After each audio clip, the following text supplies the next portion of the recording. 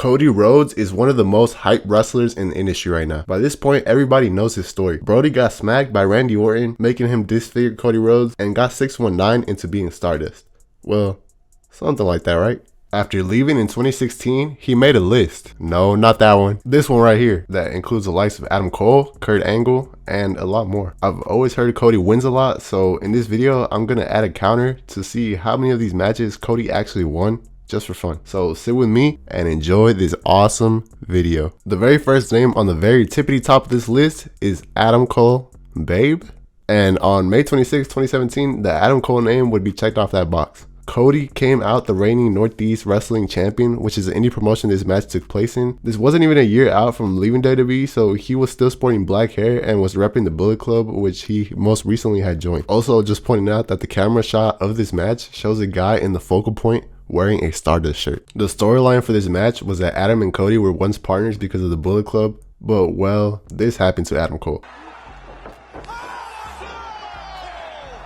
And the partnership wasn't there anymore. The match started off with some chain wrestling, you know, classic indie wrestling start to a match. Rhodes would stop and offer Adam Cole a too sweet, and when Cole refused, Cody dropped down and did his vintage move. Adam Cole eventually went for the super kick and missed Cody by a hair, and Cody gave Cole a round of applause. They would hit a too sweet, and Adam Cole would take advantage and hit a low blow on Cody. I don't know how he didn't get disqualified, but the match kept going. Rhodes went to the top rope, and Adam pushed him off onto a table. After both wrestlers kicked out of each other's finishers, the referee would be taken out through a super kick, giving Cole time to use the belt, and he hit Cody for the 1, 2, 3, 4s, and kick out. The crowd went crazy. When the referee wasn't looking, Cody would get even from the low blow in the beginning of the match and would hit crossroads, 1, 2, kick out again by Adam Cole. The two would keep this back and forth up, with Adam Cole even hitting crossroads on Cody, until eventually Cole got caught in the very same move for the 1, 2,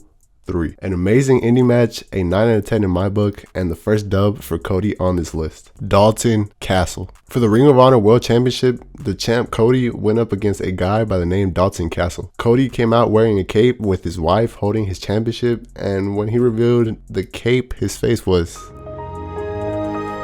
By this point, he had just dyed his hair blonde, as the commentators made it known. And is Cody's character based on this Street Fighter character? This match also took place in the Hammerstein Ballroom, which is wild to see how this place has gone from this to this. Like, I know it's been years since ECW, but still. In this match, the crowd threw stringers into the ring, which is also something on Cody's list. In the beginning, it was really just calling elbow tie-ups and a lot of taunting. Eventually, Cody knocked Dalton to the floor with an Alabama slam and got in the referee's face. So the man got bodied. After this, the match would head to the outside, and Cody went for a too sweet with a fan and then flipped him off. Dalton Castle went for a Hurricane Rana on the outside and got caught and put through a table. How is he not disqualified? He then attempted to keep cheating with the chair using a champion's advantage, but Dalton's boys helped him out, giving Brandy Rhodes an opening to go to the top rope and hit a splash on the outside.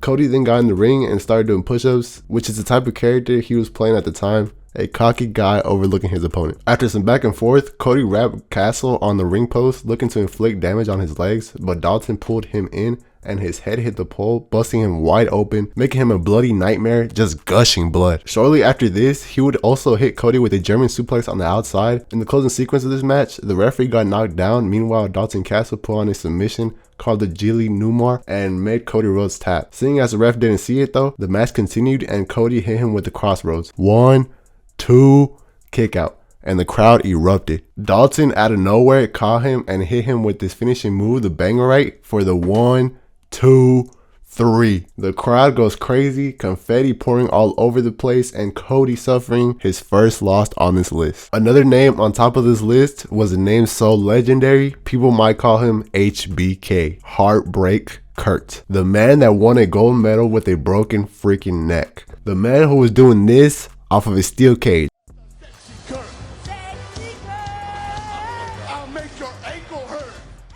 Kurt Angle. If you want to gain experience, what a way to do it. In WCPW, a company started by fellow wrestling YouTubers, What Culture, on October 8th, 2016, which is my birthday, Cody Rhodes and Kurt Angle faced off one-on-one. Cody enlisted Kurt Angle's accolades, saying he had done everything but not beat Cody Rhodes. So if he was going to beat Cody to submit his legacy, it's not true.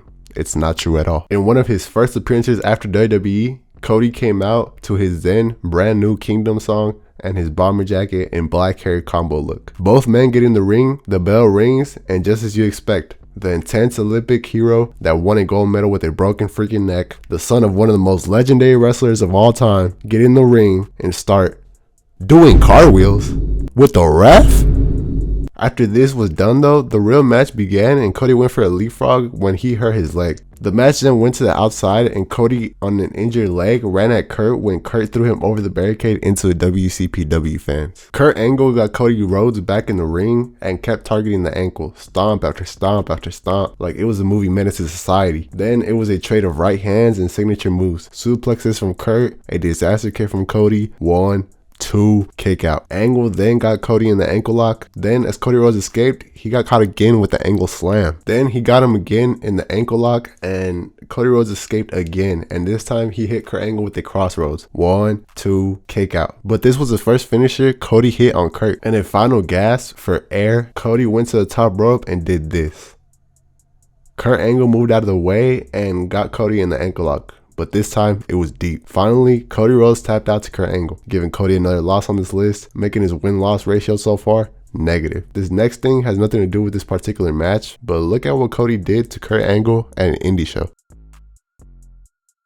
Chris Hero. I looked for footage of this match, but I didn't find the match in full, just reviews of it. But I do know that they faced off at Evolve in Cody's second ever indie match, with Cody taking another L, so Cody's win counter is not getting any ticks. The Miracle. In the first TNA match on this list, Cody and Brandy Rhodes faced Mike and Maria Bennett in an intergender match. The entrance this time was a fast one for Brandy as she sped walked to the ring as Cody Rhodes tried to slow her down with the Kingdom song playing in slow motion. The match started with Maria playing mind games like a classic heel in these matches, starting the match against Brandy and immediately tagging herself out. Mike Bennett was in control for a while when Cody suplexed him, taking control, and then got slapped by Maria, causing a distraction and allowing Mike to take over again. The match went to the outside, but nothing really happened. I've noticed every single one of these matches has gone to the outside. It seems to be a Cody thing, until Mike got in the ring and accidentally knocked his wife over. She started yelling at him, and as Cody Rhodes was going to tag Brandy, she went and took her off the apron. They ganged up on Cody, but Maria slipped up. She hit Mike with the low blow. Brandy got the tag, hit some clotheslines, put Maria in a submission alongside Cody, and as Mike and Maria locked eyes, they both tapped out at the same time. Cody Rhodes adds another W to the list. Moose. Continuing with TNA, I only found the third round in this match, which yes, there are rounds because it was more of a like boxing type of match as far as rules go, which is honestly pretty interesting to me. They even judged it by points like the sport of boxing. Moose won the first round by a point and Cody won the second, again by 1 point. The third round started and Josh Matthews on commentary was fanboying over Cody. As Cody went over to kiss Brandy, she refused and told him, "Each other if you want to, I don't give a." With this, Cody was left distracted. The whole beginning of this match was just them, like in real life, trading blows, no wrestling, just swinging fists. Moose would add insult to injury by performing the bionic elbow, and they would for the whole match just keep hitting each other, rarely delivering moves. The judges at the end of the round would make their decision, and by split decision, Moose won and retained the TNA World Championship against Cody Rhodes. This match, unfortunately, not giving Cody another tally on the chart. Next on the list, Pat Buck. On August 3rd, 2020, this guy came out on WWE TV to confront Nia Jax. The same guy was Pat Buck, and he was an indie wrestler and was one of the names on Cody's list. On September 10, 2016, they faced off at a WrestlePro event one-on-one. Right off the bat, the fans were treating it like it was The Rock versus Hulk Hogan at WrestleMania 18. They were all for this, chanting, and even Cody and Pat did a mini face-off. The match started with chain wrestling classic indie match style. Cody then, after a while, stopped the match and asked a fan for a bottle of water. The fan threw a bottle of water into the ring and he started drinking it and passed it to Pat to take a sip. Sam Roberts was on commentary explaining that Rhodes wasn't used to wrestling in places without air conditioning. As he said that though, Cody Rhodes spit the water he had sipped into Pat Buck's face. Eventually, the match led outside and got Cody suplexed on the ramp. The match would even go to the crowd where Cody Rhodes got a trash can and dumped trash on Pat Buck, who says indie wrestling is just flips. Speaking of flips, Cody, for the first time, I believe, on this list, went to the top rope and actually landed the moonsault on Pat Buck. He would also end up hitting an Alabama slam and a crossroads for a near fall. There's an interesting spot during this match that shows Cody take off Pat Buck's weight belt, which looks an awful lot like the weight belt he uses in WWE now. He started whipping him with the belt in a reference to the past. Under the ring, there was also a reconstruction mask he wore in 2011. He would put that back on one last time and headbutt Pat Buck with it. In the last sequence of this match, a polka dot ladder would be brought out and placed on the floor. Cody Rhodes hitting another crossroads on it and pinning Pat Buck for the 1, 2, 3. Another tally on the board this time. I'll be honest here. It's really not looking good for my boy Cody. He's negative in losses. Everybody's saying that he's always winning, but I don't know. Maybe you guys are tripping. Next, the Young Bucks. This is another match on the list that I didn't find in full, but I did find the last 8 minutes of it on a website called Daily Motion. So shout out Daily Motion. At AEW Fight for the Fall in 2019, the Young Bucks faced Cody and Dustin Rhodes in a tag team match following the one-on-one 5-star rated match Cody and Dustin had weeks before. The match that is on this website started with Cody hitting a splash onto the outside, which is fitting. I'm telling you guys, every single one of these guys' matches goes to the outside. I don't know if it's like this in WWE, but it's not a bad thing. It's just, it happens every time. Then it was Dustin and Matt Jackson in the ring when Cody Rhodes hit disaster kicks on both the Young Bucks. Then they hit a double team variant of the Crossroads and went for the cover. 1, 2, and a swanton bomb by Matt Jackson broke up the pinfall. The two teams would come to blows and accidentally Cody would elbow the referee. As I am watching this match, I am noticing just how much bigger Dustin is than the Young Bucks. Look at the height difference. Eventually, the Young Bucks would isolate Cody in the ring and hit him with a double super kick to the back of the head. Both teams would lay out on the floor until the Young Bucks would get up and the Rhodes brothers would use each other's strength to pull themselves up. The Bucks pretended to go for a super kick, and as they were about to connect, they stopped themselves at the last minute. They instead dropped down and did the infamous Rhodes uppercut. This prompted Cody and Dustin to get them back by hitting them with their moves, the super kicks. The Young Bucks would return the super kick and hit a crossroads for the 1, 2 kick out. Then in the last move of the match, they would grab Cody and hold him down for the Meltzer driver. 1, 2, 3. Cody having the best match on the list so far, but not getting another tally. Trevor Lee. The two future WWE stars would face off on February 18, 2017 at PWG's Only Kings Understand Each Other event. There was an incident before the match where the announcer was introducing Cody just without the Rhodes. Cody grabbed the mic and said it's Cody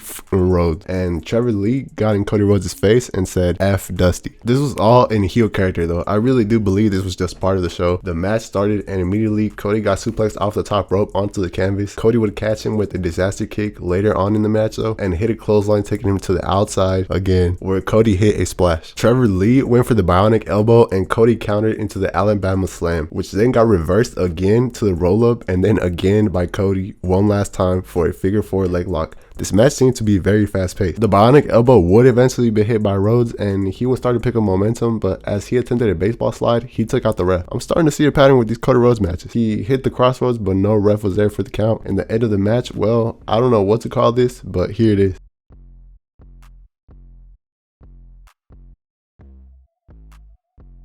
Which means another match where Cody doesn't get a tally. Shabita. As for this match, it actually never happened one-on-one, but it did happen in a tag team match. This is another one that I haven't seen on the internet, so I'm not going to review it here. Roderick Strong. This is the only guy that Cody Rhodes never actually wrestled in any variation. The one guy that eludes Cody is Roderick Strong. As we get to the outro of this video, in hindsight, a list that was just some indie names that a guy looking to experience once wrote turned into a legacy for one of the biggest WWE superstars in WWE today. One that people are anticipating the return of, hoping it's sooner rather than later. A man who went from undesirable to even more undesirable to eventually returning at WrestleMania 38. All in all, this list is a memorable one that I'm sure people want to see return. So how good was Cody Rhodes' career-defining post-WWE wrestling list?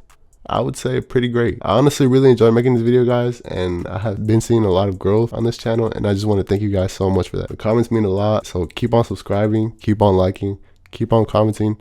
Do anything that you know will help my channel be popping. Peace out.